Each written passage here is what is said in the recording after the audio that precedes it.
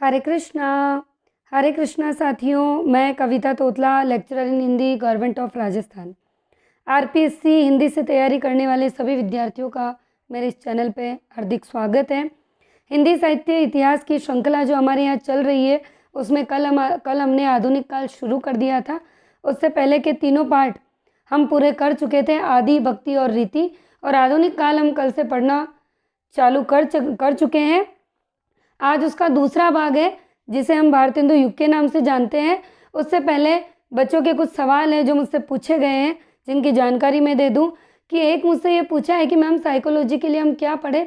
तो देखिए, साइकोलॉजी के लिए आप कोई सी भी बुक मार्केट से लेकर आ जाएं, कोई दिक्कत नहीं है। लेकिन उसके साथ ही साथ एक बहुत ही ज़बरदस्त चीज़ है जो मैं आपको बताऊंगी, और बहुत अच्छे से बताऊंगी। लेकिन आप पूरे वीडियो को ध्यान से सुनिए।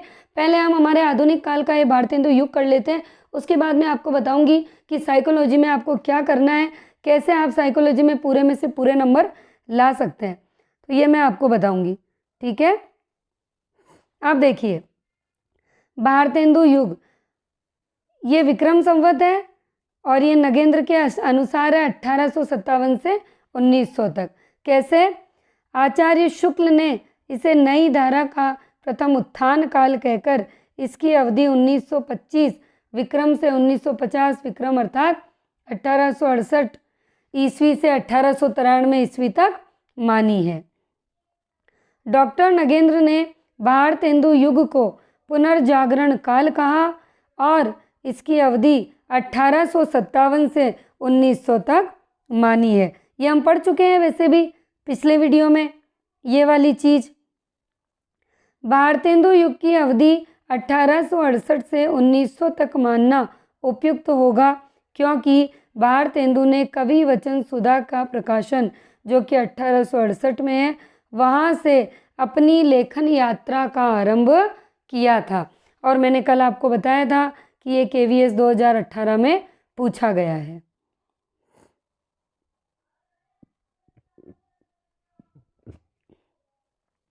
उन्नीस सौ ईस्वी में सरस्वती पत्रिका के प्रकाशन वर्ष से भारतेंदु युग का समापन और द्विवेदी युग का आविर्भाव।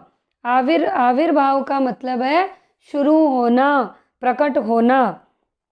यानी 1900 में एक पत्रिका आई थी, सरस्वती पत्रिका, उसके प्रकाशन वर्ष से भारतेंदु का तो समापन हो गया और द्विवेदी युग का आविर्भाव हो गया। भाषा की दृष्टि से भारतेंदु युग में दोहरापन पाया जाता है। इस युग में कविता के लिए ब्रज भाषा और गद्य के लिए खड़ी बोली का प्रयोग किया जाता है। आज कुछ टेक्निकल प्रॉब्लम आ रही है, पता नहीं ये जो क्लास हमारी चल रही है, अगर चलते चलते ये कहीं बंद भी हो जाए तो आप चिंता ना कीजिएगा। अगर कुछ बाकी भी रह जाएगा तो मैं उसे अगली क्लास में और पूरा कर दूंगी। पर आज शायद बहुत ज़्यादा दिक्कत आ रही है, कुछ टेक्निकल इश्यूज़ हो रहे हैं, इस वजह से अगर ये क्लास बीच में चली जाए तो फिर आप घबराइएगा नहीं, हम पूरी कर लेंगे इसे, ठीक है ना। एक भाग में नहीं होगी तो 2 भाग में करेंगे। अगला देखिए, भारतेंदु हरिश्चंद्र, बद्रीनारायण चौधरी प्रेमगन, प्रताप नारायण मिश्र, ठाकुर जगमोहन सिंह, अंबिका दत्त व्यास, राधा कृष्णदास और बाल कृष्ण भट्ट, ये कौन थे? ये इस युग के, किस युग के? भारतेंदु युग के प्रमुख कवि थे। बहुत ज़्यादा इम्पोर्टेंट है। परीक्षा में अभी एग्ज़ाम गया है 2018 की फर्स्ट ग्रेड जो गई है, उसमें पूछा गया कि भारतेंदु युग में इनमें से कौन सा कवि नहीं है। तो आपको ये सारे कवि याद होंगे, तब जाकर आप उसे निकाल सकेंगे, ठीक है। तो ये सारे याद करने हैं।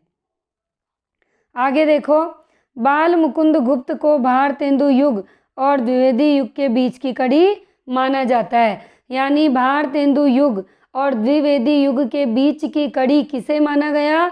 बाल मुकुंद गुप्त को माना गया। किसको माना गया? सब बोलेंगे बाल मुकुंद गुप्त। अब देखिए, ये ट्रिक मैंने बनाई थी, आप चाहे तो कोई भी ट्रिक बना ले। ये जो राइटर है ना, इनको याद करने के लिए क्या बनाई? भारत के प्रताप अंबिका के बाल ठाकुर थे। क्या बनाई?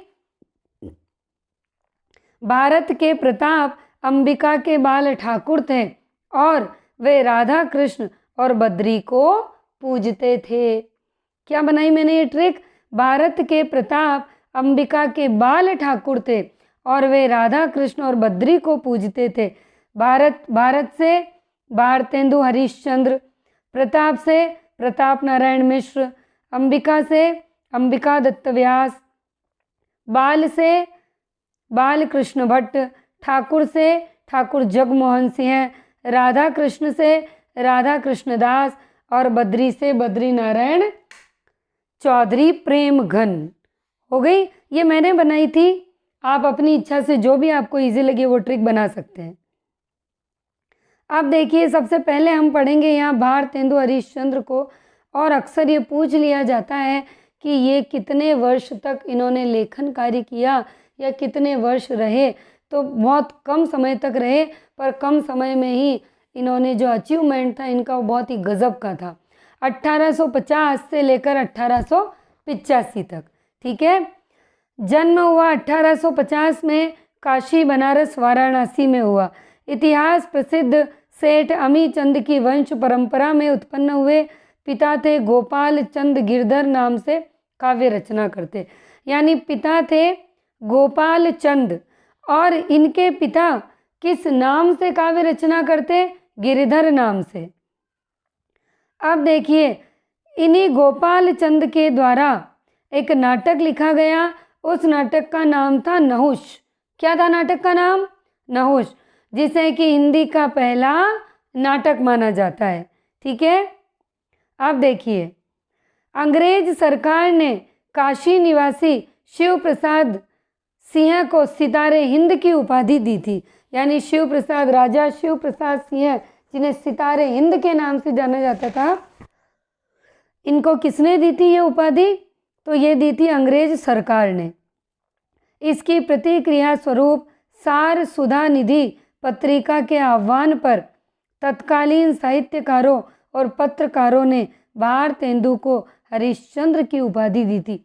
अब देखिए, यहाँ ध्यान से समझना, अंग्रेज सरकार ने शिव प्रसाद सिंह को सितारे हिंद कह दिया, और जैसे ही यह अंग्रेज सरकार ने सितारे हिंद की उपाधि शिव प्रसाद सिंह को दी, तो इसकी प्रतिक्रिया स्वरूप, यानी इसी के ऊपर एक प्रतिक्रिया हुई कि सार सुधा निधि पत्रिका के आह्वान पर तत्कालीन, यानी उस समय के साहित्यकार और पत्रकारों ने भारतेंदु जी को कौन सी उपाधि दे दी?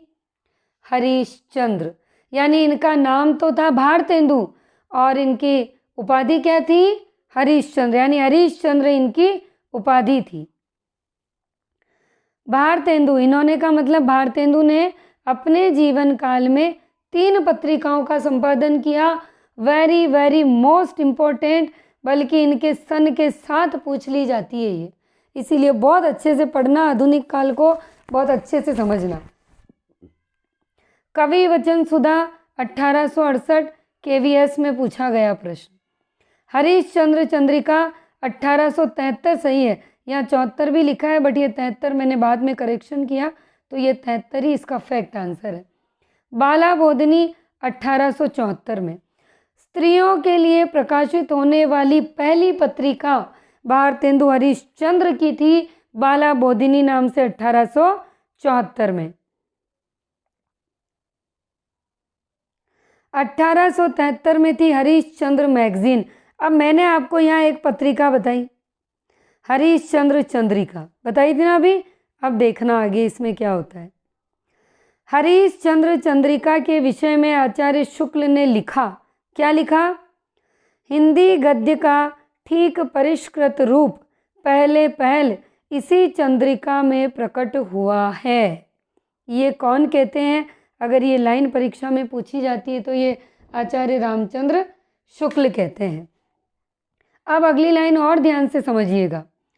हरिश्चंद्र चंद्रिका का प्रकाशन 1800 कब हुआ था? बोलिए सब। 1873 में हुआ था। ठीक है, यहाँ तक समझ आ गया? स्टेप बाय स्टेप चलो, शांति रखो, मैं पढ़ा रही हूँ, मेरे साथ पढ़ो। पहले निगाहें आगे नहीं दौड़ानी है, नज़रों को स्थिर रखो। ठीक है, बाकी समझने में नहीं आएगा फिर। अब आगे देखिए, हरीश चंद्र चंद्रिका का प्रकाशन 1873 में हरीश चंद्र मैगजीन शीर्षक से हुआ था। समझ में आई बात? नहीं आई? फिर से देखते हैं। ये है हरीश चंद्र चंद्रिका। कब हुआ प्रकाशन? 1873 में। ठीक है, ये हरीश चंद्र चंद्रिका जो नाम है, जब ये 1873 में प्रकाशित हुई उस वक्त इसका नाम क्या था? अब बोलिए। हरीश चंद्र मैगजीन। क्या नाम था इसका? हरीश चंद्र मैगजीन। यानी 1873 में हरीश चंद्र मैगजीन शीर्षक से हुआ। 8 अंक निकले इसके। कितने निकले? 8। 8 अंकों तक इसका नाम रहा हरीश चंद्र मैगजीन। क्या रहा इसका नाम? हरीश चंद्र मैगजीन। लेकिन 8वें अंक के बाद इसका नाम बदलकर और क्या कर दिया गया? हरीश चंद्र चंद्रिका। क्या कर दिया गया? हरीश चंद्र चंद्रिका। आशा करती हूँ समझ में आ गया होगा आपको। अब आगे देखिए। अब ये कुछ वही मेरी आदत जो आपको हर वीडियो में देखने को मिलेगी, पुराने एग्ज़ाम्स के आए हुए प्रश्न और ये कॉलेज लेक्चरर या सेट के जो पेपर होते हैं उसी के हैं ये प्रश्न। अब देखिए, नवयुग के अग्रदूत और हिंदी साहित्य में आधुनिकता के जन्मदाता थे। कौन?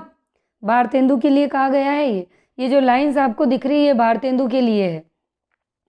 भारतीय जीवन की समस्त बुराइयों की निंदा कर स्वस्थ और प्रशस्त बनाने की चेष्टा की। किसने? भारतेंदु ने। गद्य और पद्य दोनों में भारतेंदु ने खड़ी बोली हिंदी का व्यवहार नहीं किया। नहीं किया। ये नहीं जो है ना आरपीसी का मूलाधार है पेपर बनाने का। ठीक है, देशभक्ति के साथ साथ राजभक्ति को भी काव्य का विषय बनाया। चारों लाइन बहुत अच्छे से पढ़ लेना। 4 की 4 लाइन तो सही आ जाएगी। जैसे कि प्रश्न बना दिया, भारतेंदु के विषय में कौन सी पंक्ति असत्य है? अब देखिए पहली लाइन, जैसे मैं प्रश्न बना रही हूँ। पहली लाइन, नवयुग के अग्रदूत हिंदी साहित्य में आधुनिकता के जन्मदाता थे। ब, भारतीय जीवन की समस्त बुराइयों की निंदा कर स्वस्थ और प्रशस्त बनाने की चेष्टा की। स, गद्य और पद्य दोनों में भारतेंदु ने खड़ी बोली हिंदी का व्यवहार किया। द, देशभक्ति के साथ साथ राजभक्ति को भी काव्य का विषय बनाया। अब इन चारों में से कौन सा गलत है? ये वाला गलत है, क्योंकि मैंने यहाँ नहीं तो बोला ही नहीं। अगर आपने ध्यान से प्रश्न सुना और ध्यान से पढ़ा तो समझ में आ गई बात। इस तरीके से एग्जाम में आपके प्रश्न पूछे जाएंगे। वीडियो को शुरू से अंत तक बहुत ध्यान से सुने, ध्यान से समझे, ध्यान से देखें, स्किप नहीं करें। छोटे छोटे टिप्स बताती हूँ मैं, इसीलिए बिल्कुल जल्दबाजी ना करें। भारतेंदुकालीन पत्र पत्रिकाएं सामाजिक अंधविश्वास, रूढ़ि पर व्यंग्य रचना की थी, राष्ट्रीय चेतना से संबंधित रचनाएं थी, जन जागरण सामाजिक सुधार से संबंधित रचना थी। ये किसी परीक्षा में पूछे गए हैं जो मैंने यहाँ लिखे हैं।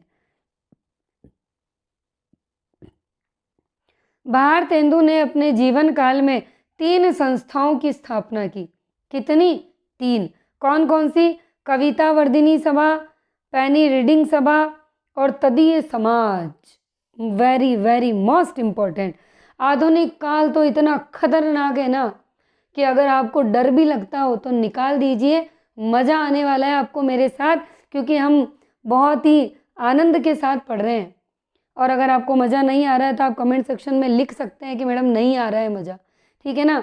बाकी बहुत मज़ा आएगा पूरे में। हाँ, जोड़ वहाँ आएगा जहाँ रचनाएं आने लगेगी, तो उसको भी हम इजी बनाएंगे, करेंगे उसकी कोशिश।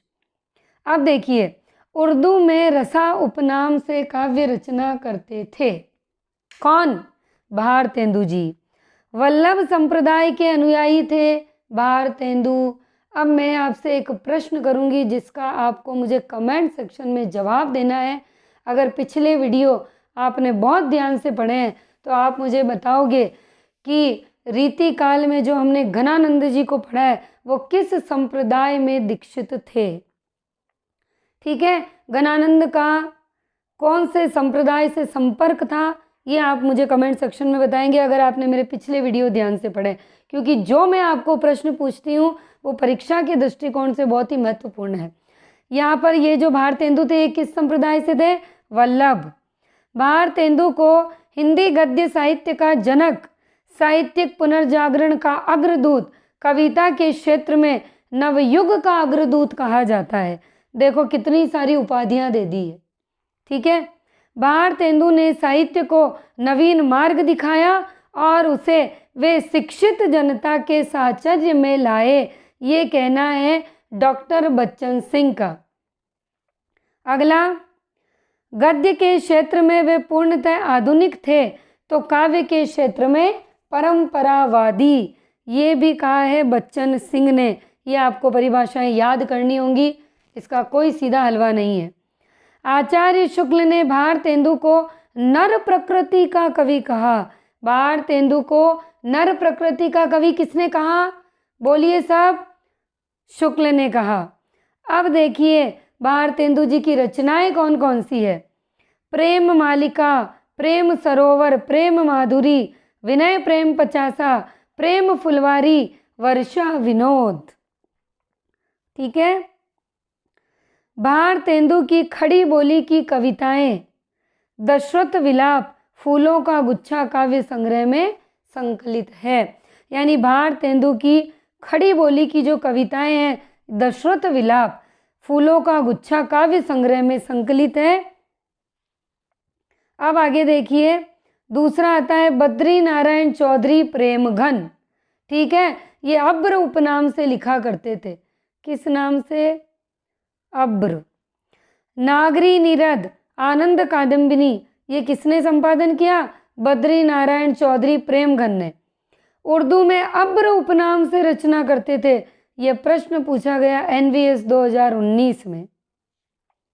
इन्होंने कजली, चैती, अमोला, इन लोक शैलियों पर भी कविताएं लिखी। ये विशेष अवसर पर कविताएं लिखा करते थे। इन्होंने दादा भाई नौरोजी के पार्लियामेंट मेंबर बनने, नागरी के कचहरियों में प्रवेश करने और महारानी विक्टोरिया की हीरक जुबली के अवसर पर कविताएं लिखी। किसने, बद्री नारायण चौधरी प्रेम घन ने, जिनको हम अब्र उपनाम से भी जानते हैं। कृतियाँ हैं जीर्ण जनपद, हार्दिक, हर्षादर्श, मयंक महिमा, आनंद अरुणोदय। डॉक्टर बच्चन सिंह ने प्रेम घन को स्वच्छंदतावाद का समारंभकर्ता और भारतेंदु का अनुकर्ता कहा है। बच्चन सिंह क्या कहते हैं इनको, प्रेमघन को, स्वच्छंदतावाद का समारंभकर्ता और भारतेंदु का अनुकर्ता, ये कहते हैं। अब है प्रताप नारायण मिश्र, ब्राह्मण के संपादक, वेरी वेरी मोस्ट। ब्राह्मण क्या है, पत्रिका। क्या है ब्राह्मण, बोलो, यस गुड, पत्रिका। इन्होंने हिंदी, हिंदू, हिंदुस्तान नारा दिया। क्या नारा दिया, हिंदी, हिंदू, हिंदुस्तान। हिंदी की हिमायत, ये किसकी प्रसिद्ध कविता है, प्रताप नारायण मिश्र की है हिंदी की हिमायत। लावणी शैली में कविताएं कौन लिखा करता था, प्रताप नारायण मिश्र लिखा करता था। हास्य व्यंग्यात्मक कविताओं में किसका स्थान अग्रणी, प्रताप नारायण मिश्र का स्थान अग्रणी। आचार्य शुक्ल ने इन्हें किन्हें, प्रताप नारायण मिश्र को, तो आचार्य शुक्ल ने प्रताप नारायण मिश्र को हिंदी का एडिसन, भारतेंदु का भक्त और अनुयायी कहा है। यानी कि प्रताप नारायण मिश्र को हिंदी का एडिसन कहा है। किसने कहा है, आचार्य शुक्ल ने कहा है एडिसन प्रताप नारायण मिश्र को। कृतियाँ क्या है, प्रेम पुष्पावली, मन की लहर, लोकोक्ति, शतक, श्रृंगार विलास, प्रताप लहरी। भारतेंदु का अनुकर्ता कौन है, बद्री नारायण चौधरी प्रेमघन। यही मेरी वो खराब आदत कह सकते हैं या अच्छी आदत कह सकते हैं लिखने की, एक जैसी चीज़ आती है तो। भारतेंदु का अनुकर्ता कहेंगे प्रेमघन को और भारतेंदु का भक्त और अनुयायी कहेंगे प्रताप नारायण मिश्र को। लहर किसकी रचना है? जयशंकर प्रसाद की 1933 की है। लेकिन मन की लहर किसकी रचना है? प्रताप नारायण मिश्र की रचना है ये मन की लहर। समझ में आया? अब है अंबिका दत्त व्यास। पीयूष प्रवाह पत्रिका के संपादक रहे हैं हमारे अंबिका दत्त व्यास, और इन्हीं अंबिका दत्त व्यास को हम और किस नाम से जानते हैं? सुकवि के नाम से जानते हैं। किस नाम से जानते हैं बोलो साहब? सुकवि। क्या क्या लिखा इन्होंने? साथ में पढ़ो। कंशवध, सुकवि सत्सई, पावस पचासा, हो होरी, वेरी वेरी मोस्ट इम्पोर्टेंट, हो होरी, हो होरी। और ये जो कुश वध है ये क्या है? प्रबंध काव्य है। क्या है ये? प्रबंध काव्य। अब है ठाकुर जगमोहन सिंह। मध्य प्रदेश की विजय राघवगढ़ रियासत के अनुसार, देखना सॉरी, मध्य प्रदेश की अनुसार नहीं है राजकुमार, सॉरी, मध्य प्रदेश की विजय राघवगढ़ रियासत के राजकुमार कौन? ठाकुर जगमोहन सिंह राजकुमार थे। डॉक्टर बच्चन सिंह ने इन्हें घनानंद की परंपरा का कवि कहा है। डॉक्टर बच्चन सिंह घनानंद की परंपरा का कवि किसे मानते हैं? ठाकुर जगमोहन सिंह को मानते हैं। और ठाकुर जगमोहन सिंह किस युग के कवि थे? भारतेंदु युग के कवि थे। और भारतेंदु युग हिंदी साहित्य के इतिहास के किस कालखंड से संबंध रखता है? आधुनिक काल से संबंध रखता है। देखिए कितने प्रश्न बन गए यहाँ। ठीक है। अपनी प्रियसी श्यामा के विरह में इन्होंने बहुत सी रचनाएं लिखी। श्यामा, राधा जी का नाम भी है श्यामा। हरे कृष्णा। अब देखिए क्या क्या लिखा इन्होंने। श्यामा स्वप्न, क्या था ये इनका? उपन्यास। श्यामलता, श्यामा सरोजनी, प्रेम संपत्ति लता और देवयानी। ये देवयानी क्या है? इनका काव्य संग्रह। किसका? ठाकुर जगमोहन सिंह का। अब है राधा कृष्णदास। कौन आएंगे? ये हम जो सब पढ़ रहे हैं ना, क्या है ये? बताओ क्या है ये? यस, वेरी गुड, भारतेंदु युग के कवि है ये सब। कौन है ये सब? भारतेंदु युग के कवि। भारतेंदु के फुफेरे भाई थे। कौन थे? राधा कृष्णदास। नागरी प्रचारणी सभा काशी का पहला अध्यक्ष कौन रहा? वेरी वेरी मोस्ट इम्पोर्टेंट, कि नागरी प्रचारणी सभा काशी के प्रथम अध्यक्ष राधा कृष्णदास रहे। और भारतेंदु के अधूरे नाटक सती प्रताप को पूरा करने वाले जो व्यक्ति थे वो भी कौन थे? राधा कृष्णदास, जिन्होंने भारतेंदु के अधूरे नाटक सती प्रताप को पूर्ण किया। अब हम देखेंगे राधा कृष्णदास ने क्या लिखा। भारत 12 मासा और देश दशा दोनों लिखे। अब देखिए हम कुछ अन्य तथ्य देखेंगे। ये देखिए अन्य तथ्य क्या है। खड़ी बोली आंदोलन के जनक कौन माने जाते हैं? अयोध्या प्रसाद खत्री माने जाते हैं। कौन माने जाते हैं? ओके, अयोध्या प्रसाद खत्री। राधा चरण गोस्वामी ने नवभक्तमाल लिखा। क्या लिखा? नवभक्तमाल। कुब्जा पच्चीसी किसने लिखा? नवनीत चौबे ने। इन्हें पुरानी परिपाटी का आधुनिक कवि कहा है। और ये जगन्नाथ दास रत्नाकर के कौन थे? गुरु। पढ़ चुके हैं हम पिछले वीडियो में। याद आया कुछ? नवनीत चौबे। अब देखो आगे, वही वही वही वही वही क्या? वही पुरानी आदत। नागरी प्रचारणी सभा काशी का पहला अध्यक्ष राधा कृष्णदास। भारतेंदु का अधूरा नाटक पूरा किया राधा कृष्णदास। किसको किया? सती प्रताप को। भक्तमाल नाभादास का। नवभक्तमाल राधा चरण गोस्वामी। कुब्जा पच्चीसी नवनीत चौबे। ठीक है। अब हम देखेंगे भारतेंदु युग की विशेषताएं, या फिर इन विशेषताओं को क्या कहा जाता है? प्रवृत्तियाँ। बहुत ध्यान से पढ़ना है और एक एक लाइन आपकी टंग पे चढ़ जानी चाहिए। परीक्षा में ऐसे की ऐसे आएगी और उसमें पूछ लिया जाएगा कौन सी भारतेंदु युग की विशेषता नहीं है, या फिर कौन सी भारतेंदु युग की विशेषता है, तो आपको याद होना चाहिए। राजभक्ति व राष्ट्रभक्ति का समन्वय बिल्कुल था। समस्या पूर्ति की प्रवृत्ति बिल्कुल। सामाजिक दुर्दशा का चित्रण किया इन्होंने। हास्य व्यंग की प्रधानता, हमने अभी प्रताप नारायण मिश्र को पढ़ा। श्रृंगार भावना बिल्कुल थी। ब्रज भाषा की प्रधानता बिल्कुल है। मुक्तक शैली का प्रयोग किया गया, बिल्कुल किया। पत्रकारिता और साहित्य का सामंजस्य मिला जुला रूप देखने को हमको मिला है, बिल्कुल मिला है। अब देखिए भारतेंदु ने क्या क्या लिखा। कवि वचन सुधा, हरीशचंद्र चंद्रिका, बाला बोधिनी। 1868 की ये है, 1873 की, 1874। बद्री नारायण चौधरी प्रेमगन ने क्या लिखा? नागरी नीरद, आनंद कादम्बिनी। प्रताप नारायण मिश्र ने लिखी ब्राह्मण पत्रिका। अंबिका दत्त व्यास ने पीयूष प्रवाह, और राधा कृष्णदास ने नागरी विचारणी सभा काशी के अध्यक्ष रहे। और फिर से वही वही वही वही, ठीक है।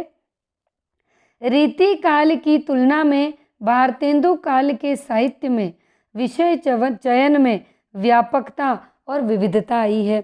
ये कॉलेज लेक्चरर में पूछे गए प्रश्न ही है 110% जो मैंने यहाँ लिखे, क्योंकि मैंने पुराने पेपर्स का बहुत शोध किया था, उन्हीं के दम पे मैंने हिंदी में बाजी मारी थी। रीति काल की तुलना में भारतेंदु काल के साहित्य में विषय चयन में व्यापकता और विविधता आई है। भारतेंदु काल में मातृभूमि प्रेम, स्वदेशी वस्तुओं का प्रयोग तथा शिक्षा के प्रचार प्रसार पर बल दिया गया। बाल विवाह, भ्रूण हत्या, विधवा विवाह निषेध जैसी सामाजिक कुरीतियों पर भी लेखक ने जमकर प्रहार किया। ये हमने पूरा पढ़ लिया भारतेंदु युग। अब मैं आपको साइकोलॉजी के बारे में बता देती हूँ। साइकोलॉजी के लिए बाजार से कोई सी भी बुक ले आइए, चाहे आप अवनी पब्लिकेशन ले आइए, चाहे आप वंदना जादौन ले आइए या फर्स्ट रैंक ले आइए, जो आपको उचित लगे जो ले आइए, बशर्त आपको उसकी भाषा समझ में आनी चाहिए। किताब में जो लिखा है जब आप पढ़ते हो तो आपको समझ में आए वही किताब लानी है, किसी के कहने से नहीं लानी है। और एक किताब को 2 से 3 बार आप पढ़ लो, इतनी आपकी क्षमता होनी चाहिए। बाकी यूँ तो हज़ारों किताबें आपके घर पे पड़ी है, कोई सेंस उनका है नहीं। किसी के कहने पे मत जाइए, किसी ने कह दिया ये अच्छी नहीं है ये ले आ, या ये बढ़िया नहीं है वो कर लो, ऐसा नहीं करना। पहले पढ़िए उसे, 2 से 3 बार आँखों से निकालिए, हाथों से निकालिए, फिर आप उसका अवलोकन करिए कि क्या वो किताब सही नहीं है क्या। क्योंकि हम क्या करते हैं, पढ़ते नहीं हैं। उससे पहले अगर किसी ने कह दिया तो हम उस किताब को छोड़ के कोई और नहीं ले आएंगे। आपके घर में किताबों का अंबार लगा है। आरपीएससी एग्ज़ाम की तैयारी करने वाले हर विद्यार्थी के पास किताबों के कट्टे भरे पड़े मिलेंगे। कहीं बेड बॉक्स में मिलेगी, कहीं आपको आपके घर के बकारों में मिलेंगी, कहीं आपको आपके स्टोर रूम में मिलेंगी। जहाँ देखो किताबें ही किताबें मिलेंगी। अगर व्यक्ति आरपीएससी की तैयारी कर रहा है, किताबों की कमी नहीं है। अगर पुरानी पढ़ी है तो आप पुरानी भी पढ़ सकते हैं, पुरानी बुक भी आपके काम आ सकती है, कोई ज़रूरत नहीं है नई लाने की। 2 से 3 बार पढ़ लीजिए, समझ में आ जाएगी। अब जो मेन इम्पोर्टेंट है वो मैं बताती हूँ। 2011 से लेकर 2021 चल रहा है, यहाँ से लेकर यहाँ तक के अब तक के आरपीएससी फर्स्ट ग्रेड हो या सेकंड ग्रेड, और उसमें 18 से 20 विषयों में आरपीएससी आपकी परीक्षा लेती है। तो आपको क्या करना है, और ये काम मैं नहीं करूँगी, इसीलिए कमेंट सेक्शन में आप ये ना कहें कि मैम आप ही कर दीजिए। खुद से आप मेहनत करना सीखिए। मैं चाहती हूँ कि आप खुद से अगर एक चीज़ के लिए प्रयास करेंगे तो 4 नई चीज़ें आप खोज कर लाएंगे।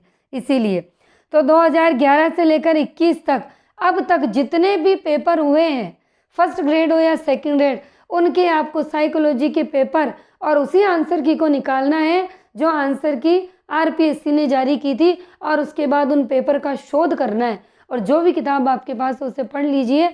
अगर आप उन पेपर्स का शोध कर लेते हैं, अच्छे से उनको देख लेते हैं, तो मैं 100% दावे से कहती हूँ एक भी प्रश्न आपका साइकोलॉजी से संबंधित गलत नहीं होगा, क्योंकि प्रश्न पढ़ने से प्रश्न को करने का तरीका एग्ज़ाम हॉल में हमें पता चल जाता है। क्योंकि हमारे आधी समस्याएं पेपर को सही तरीके से हल नहीं कर पाना, और साइकोलॉजी तो पूरा खिचड़ी बना देती है हमारे दिमाग को। जब एग्ज़ाम में साइको आती है ना, हम साइको हो जाते हैं, हमारा दिमाग काम करना बंद कर देता है।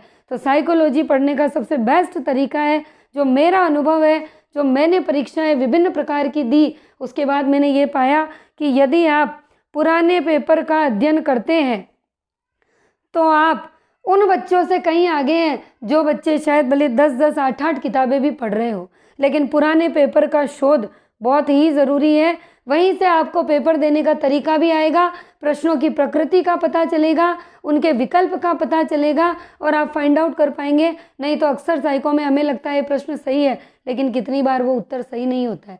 आरपीएससी कुछ अलग ही आंसर मानती है, फिर हम सर पकड़ के बैठ जाते हैं कि अरे ये क्या है, मुझे तो लगा ये होगा। तो साइकोलॉजी हमारे दिमाग को पूरा का पूरा घुमा देती है, इसीलिए हम ना घूमें। बेटर होगा कि आप पुराने पेपर का शोध अवश्य करें। अब तक के जितने भी पेपर हैं उसमें कम से कम भी आपको 3 से 4 हज़ार प्रश्न मिल जाएंगे, ये मैं आपको बता सकती हूँ। और अगर इतने प्रश्नों का भी आप कर लेते तो आपको, मुझे नहीं लगता और किसी बुक की ज़रूरत पड़ेगी। कोई भी बुक उठा लीजिए, भले आपके घर में रखी हो या मार्केट से आप अपनी पब्लिकेशन लाइए, वंदना जादौन लाइए, फर्स्ट रैंक लाइए, उस किताब को 2 से 3 बार पहले पढ़िए। देखो, पहले किताब को पढ़ना, पेपर बाद की बात है, पहले बुक को पढ़ना, उन किताब को पढ़िए, फिर पेपर निकालिए। देखो, मेहनत लगेगी, समय लगेगा, सब कुछ होगा, लेकिन मज़ा आएगा आपको, और पुराने पेपर ही आपको जीत दिलाएंगे।